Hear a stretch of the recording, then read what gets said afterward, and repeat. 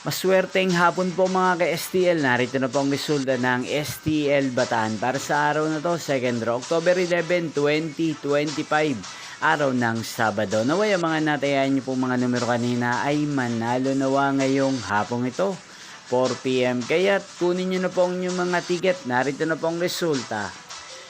Ang mga numerong nanalo sa STL Bataan ngayong hapong ito, October 11, 2025, 4 PM, second draw result 39 at 8 in exact order.